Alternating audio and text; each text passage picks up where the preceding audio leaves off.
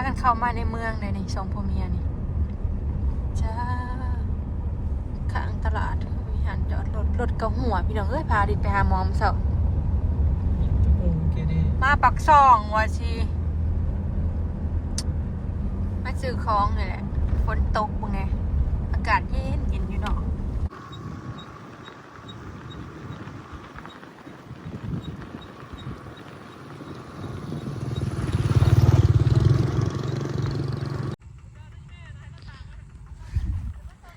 สบายดีเด้อพี่น้องจ้ายินดีต้อนรับเข้าสู่ช่องสลอยเด้อพี่น้อง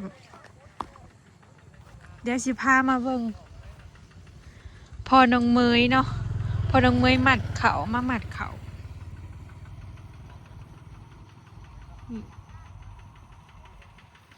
พอน้องเมยมาหมัดเขากับขู่แฝดมาหมัดเขาหับจ่างพี่น้องบ่แม่นเขาเจ้าของเนาะแล้วเบิดเลยเด้เขาเจ้าของนะอันนี้มาเขานะพยาบาล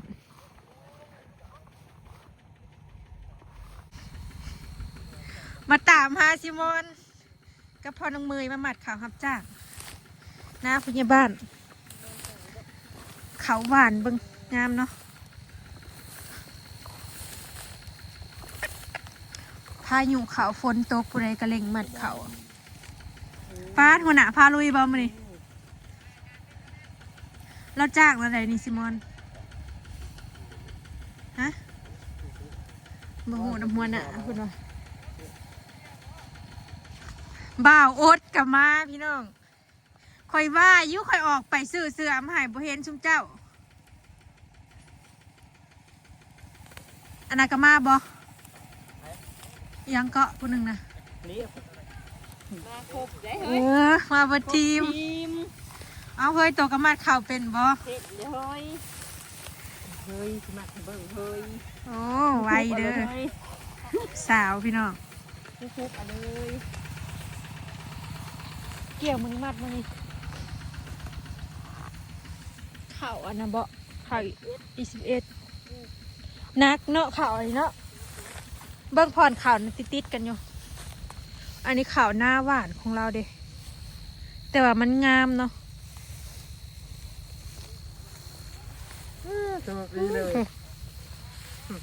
ตะเวนกำลังตกดินตอนนี้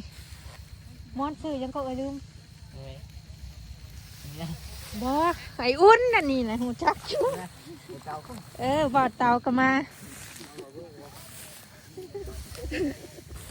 ตาบาเบอร์บ่โอ้ยยายแห่งจมหาแล้วปะจัก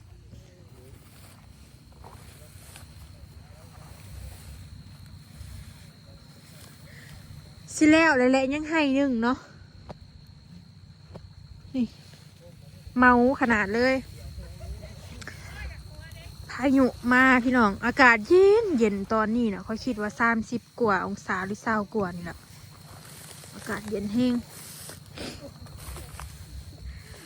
ขอแล้วมาแต่ปักซองฝ้าถือเสือออกไปเบนซุนเจ้าเห็นขอเลยกลับมาเนี่ยใส่อ้อยอยู่เห็นแต่ซีมอนนั่นจื้อเห็นแต่ซีมอนของเสือเด็กเลยจื้อก็เลยออกไปเลยคือว่าให้อ้อยไปเกลือหมูซื้อเพิ่นแล้วก็เลยพากันมาหลับจอบพี่น้องพอน้องเมยพามาหลับจอบเหตุงานอู่ก่อนสิมือมืดค่าให้หน้าเนาะ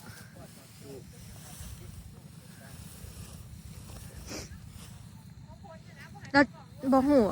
แล้วจ่างแบบใดพี่น้องหมัดเขาเลยเนาะแต่หูสลอยหูแต่ราคาตัดเขาเจ้าสิจ้างเป็นวัน500หรือว่าเมาบัดทงจังสิเนาะจ้างเป็นวันหรือว่าหับเมาจังสิอันวัน500น้ำมันเจ้าของจักเจ้าของเด้เนาะ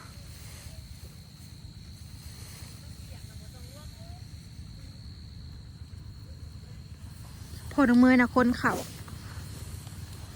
มันกระนักก็เนาะของงานเท่านั้นกระเกี่ยวสองมันตกหน่อยหนึ่งมันกระแตอันเปียกเนาะนี่เกี่ยวข้าวสารบ้านทะเลครับเขาอีแต่คาไปของพ่อใหญ่เลินให้เลยอากาศเย็นหนาวแห้งเบิ้ง เทิงฝ่าแดง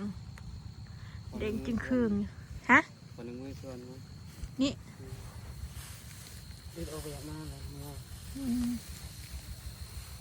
โอ้ยก็ดีแล้วรับจ็อบจันนากะของเฮาแล้ว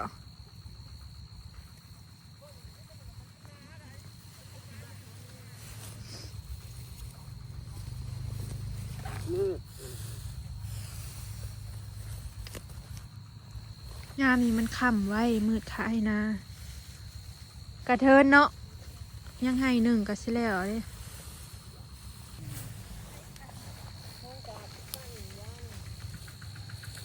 มืดแล้ว เอ้ยมาด้วยไว้เนี่ยผู้บ่าวนี่ใจลอยหาผู้สาวบ่เด้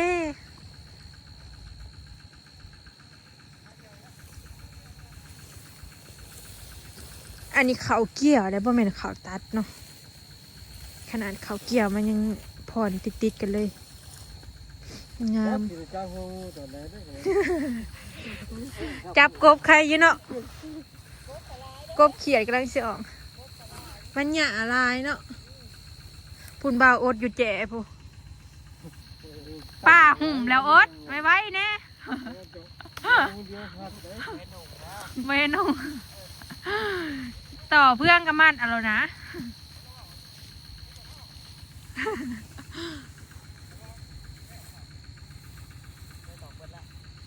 แล้วบ่าวรถไทยมานำบ่พอดีอยู่ติดทางพอดีทางออกมาหน้าเขาแหละ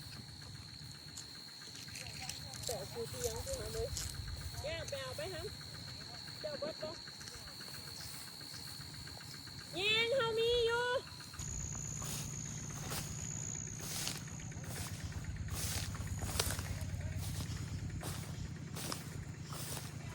ตามหาพ่อน้องเมยพี่น้องพาทีมงานมาบ่าวใส่เสื้อสีหุ่งแท้ ไปดีพี่น้อง ได้จักรถแล้วนี่ โอ้บ่ให้ว่าจักรถจักแม่จักรถของเก่งเข่งเลยติดปลายรถเดี๋ยวผู้ใดเขากันว่าอยู่ผู้ใด ฮะ ว่าประกวงประกอบมึง มานำหาละบ้าแล้วมารับจ็อบ เดี๋ยวเอาผู้สาวมาพากันว่ากัน เช้ายังคือสิเถ่าแท้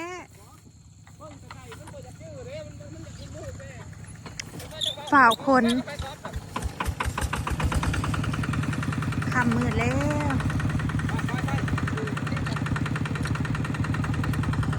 2,000ดีแต่ว่าเป็นเขาเกี่ยมันก็เลยใส่ได้หลายดีแต่ว่าให้หน้าผมมีน้ำเนาะ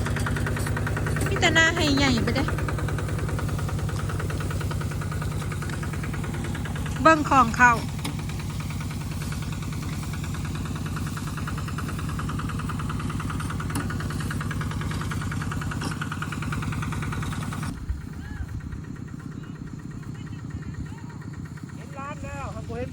ปาดเกาะเขาบ้ากใหญ่ๆนึงพอดีมืด เดินตั้งใจเด้อเรือมันตากใกล้ๆกัน ทั้งหมัดทั้งคน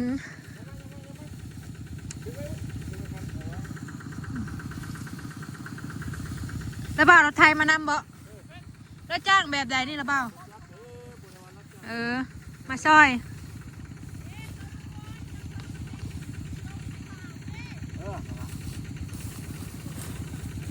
มาหมัดเขาซอยพอบานวอนพี่น้องหน้าละเรียนลงไปมืดแล้วเดี๋ยวสลายก็สิเมื่อก่อนพอดีมาแต่นาสลายก็เลยมาแหวะเลยนะพี่น้องเฮ้ยถ่ายจะเถื่อแม่หาไปของปักซองรอเบิ่งกินนมโอ้ยส่งแม่เพื่อนเหยียบส่งมึงมาแหวนนี่แหละ ไผ หาเดือนหนึ่งบุหินมึงกับบุจักมึงเฝ้าอ่ะมึงบอกหน้าบุจัก กินข้าวกับต้มข้าวซื่อๆบ่ได้ใส่หยังเดี๋ยวมื้ออื่นเช้าแม่ต้มใส่ไข่ให้ลูกใส่ไข่แดงแล้วก็กินน้ำเกลือแห้กินแท่น้ำเลยนะนางกินได้ร้ายได้มื้อนี้เกลือแห้กะ นี่เสียงโต๊ดอยู่บนนู้นก็ได้ กินอยู่แต่หยังท้อง ชอบมันบริ ท้องบ่ดีเฮ็ดอะไรลูก ใจบดีมันก็ตื่นนอน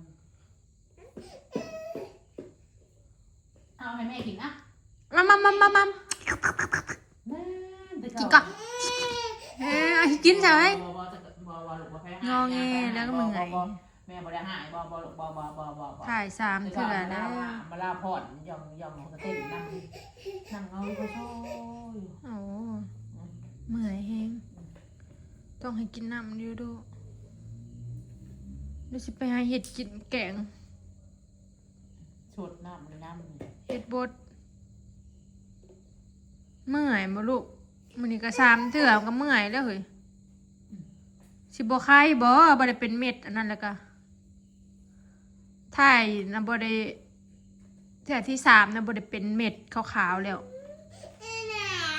แล้วก็บ่ได้แล้วแฮง แพงแม่โอ้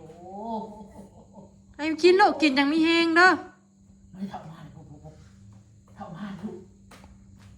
เขาบ่เย็นบ่แม่ กี้เอากี้เอ้ย เขาเราบ่ได้เย็นบ่ เย็นเข้าไปเลยหม้อน้ำเท่ากี้มาเลยลูกนะเท่ากี้มาเลยลูก เทะบ่อุ้ยไอ้กินได้หลายเช้าไว้อีพ่อก็งมมืดออกไปเกลือหมูพุ่นน่ะมาแต่ปักซองค่ำพากันไปปักซองไปซื้อนมให้เพิ่น เขาพากันมาบนชามเลยว่ามาเผานะ กับซีมอน4 คนหมัดยังไม่เละนังหมัดคามืดงมมืดหมัด ยังลายบ่ ยังให้1 ลายยังงงดอกลายใหญ่น่ะ เอารถไทยมานำมาคนนำ ว้าทุก เราเกี่ยวแล้วหมัดเลยแล้วอ่ะบ่ได้แหง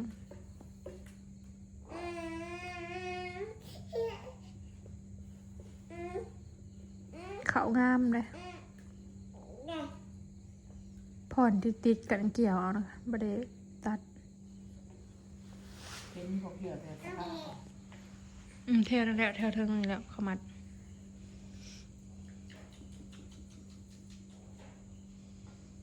นี่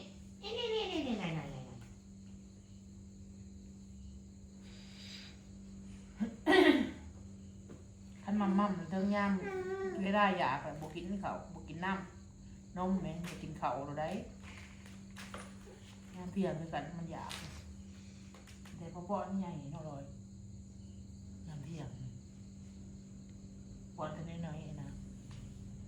กระป้อนอยู่ดิเขากับบริบทดอกต้มพอหยำให้เปิ้นหยำพอเปิ้นได้หยำนี่ให้กินเป็นเม็ดบ่กินท่มทิ่มอันนี้กินแม่ไปเฮ็ดกินก่อนเด้อลูกเด้อเฮ็ดกินให้แม่ใหญ่ก่อนเด้อเช้าไว้ๆเด้อลูกเด้อยินบ่ โดยจ้ะลูก จ่อยแหลมเท่าได้แห้งโอ้ย โดย เอ้าเคยบดโดย